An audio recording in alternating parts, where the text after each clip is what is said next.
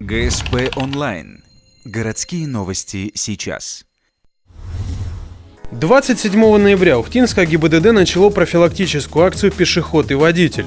Это своего рода ответ на две громкие аварии, произошедшие на этой неделе.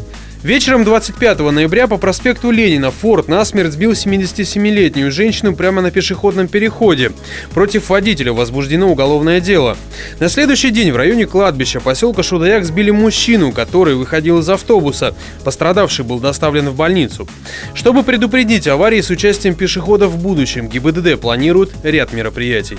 В газетах постоянно прописывается, и на сайтах выходит, сколько штраф. Там, штраф для пешехода 500 рублей за нарушение правил дорожного движения. Но тут вот эти два случая, тут вина не пешеходов, а водителей.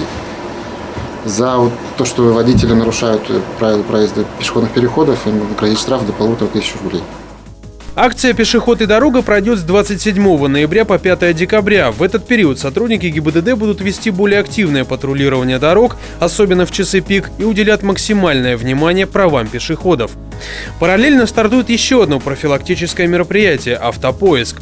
Оно связано с автомобильными кражами, которые также участились в Ухте.